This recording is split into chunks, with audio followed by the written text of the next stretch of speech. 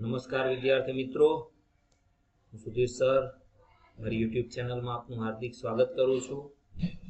બાળકો, બાર કોમર્સ એકાઉન્ટમાં શેરમૂડીના હિસાબોમાં અંતિમ બાબતોની આપણે ચર્ચા કરીએ છીએ, જેમાં છેલ્લી બે થિયરી એની આપણે આજે વાત કરીશું.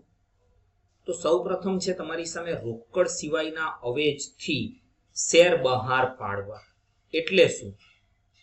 અમુક ચોક્કસ પરિસ્થિતિમાં કંપની શેર આપે ત્યારે તેની સામે તેને રોકડ મળતી નથી. ખાસ સમજો, જેને રોકડ સિવાય અવેજથી બહાર પાડેલ શેર કહે છે. શેરની સામે આમ તો રોકડ એટલે કે ચેકની લેવડ દેવડ થાય, પણ અહીંયા રોકડ મળતી નથી. એને કહેવાય રોકડ સિવાય અવેજથી બહાર પાડેલ શેર. હવે આ રીતે શેર કંપની કઈ રીતે ક્યારે આપી શકે, તો એના સંજોગો તમને આપેલા છે બાળકો.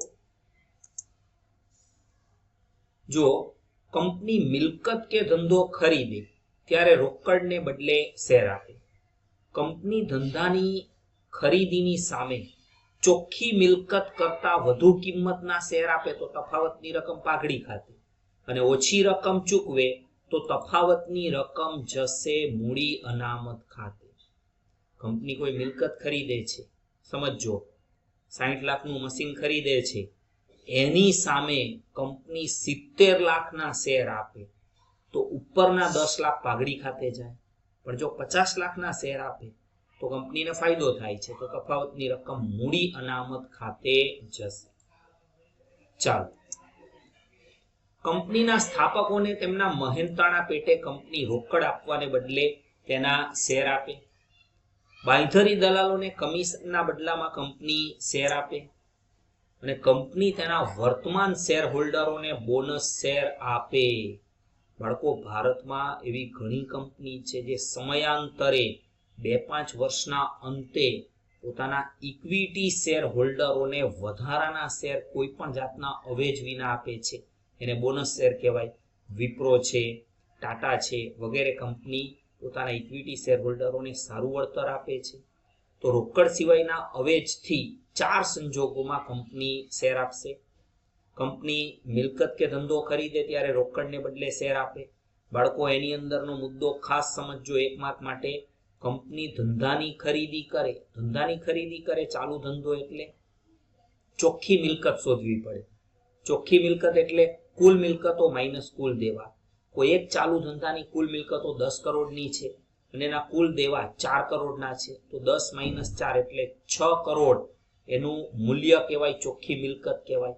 હવે કંપની 6 કરોડની સામે જો 7 કરોડના શેર આપે તો કંપની એ ધંધાકીય એકમને એની પ્રતિષ્ઠાની વધુ રકમ આપે છે, તો એ તફાવતની રકમ પાઘડી ખાતે જાય.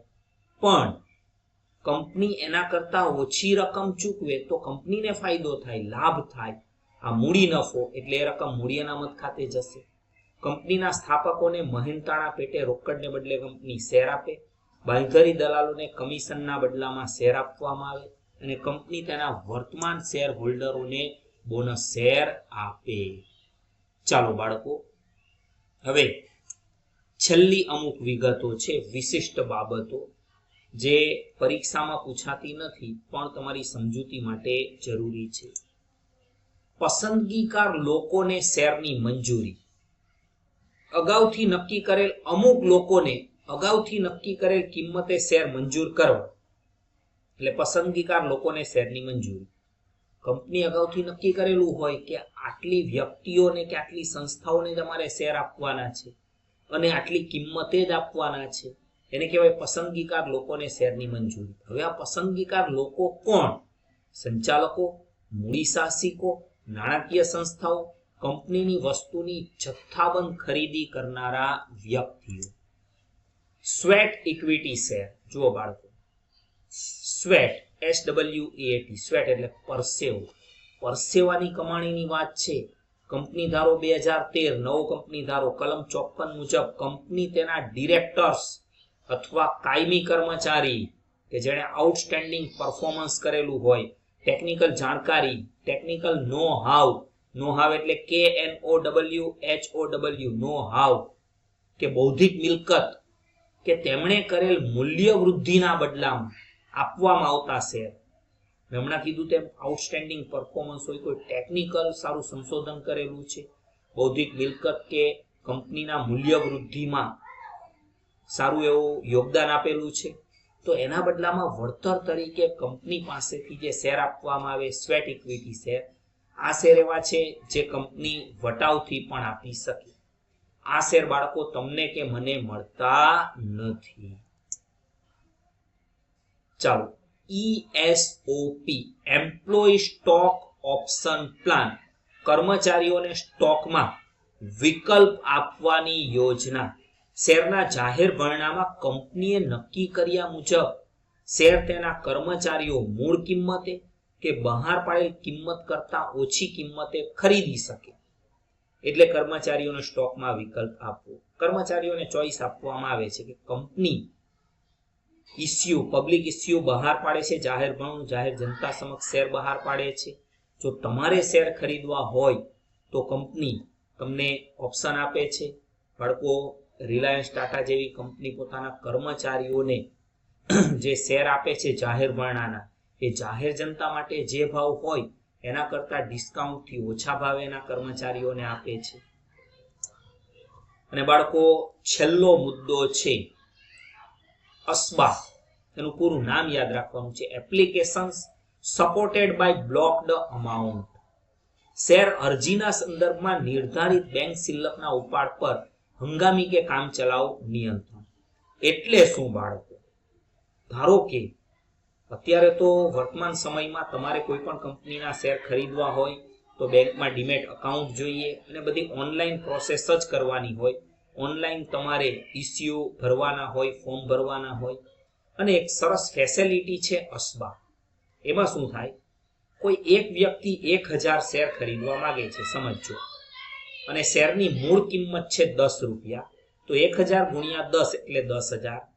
તો એ જ્યારે અરજી કરશે ત્યારે એના બેંક ખાતામાં 25,000 રૂપિયા પડેલા હશે, તેમાંથી 10,000 રૂપિયા બ્લોક થઈ જશે. એટલે અત્યારે એ 10,000 રૂપિયામાંથી કોઈ વહીવટ કરી શકશે નહીં. બીજા 15,000 રકમ જે છે એમાંથી એ ઉપાડ કરી શકે. હવે જ્યારે કંપની એનું જાહેર ભરણાની બધી પ્રક્રિયા પૂરી થઈ જાય અને જેને શેર આપવાના થાય એને શેર મંજૂરી પત્ર મોકલવામાં આવે અને જે તે વ્યક્તિને મંજૂરી પત્ર મળી જાય, આ વ્યક્તિ 1000 શેરની અરજી કરેલી હોય, એમાં ધારો કે એને 500 શેર મળતા હોય તો 500 ગુણ્યા 10 5,000. તો હવે એના બેંક એકાઉન્ટમાંથી 5,000 રૂપિયા કપાઈ જશે અને બીજા 5,000 નોર્મલ એના એકાઉન્ટમાં આવી જશે. એટલે હવે એની અમાઉન્ટ થઈ જશે 20,000. તો આ છે બાળકો અસ્બા, એટલે કે application supported by blocked amount.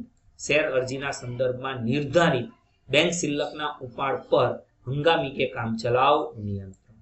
Clear બાળકો? તો આ છેલ્લે એકાદ બે નાના મુદ્દાની વાત કરવાની હતી. એ સાથે આપણી આ ચેપ્ટરની તમામ વિગતો પૂર્ણ થાય છે. હવે પછી નેક્સ્ટ લેક્ચરમાં મળીશું. ગુડ બાય, આવજો.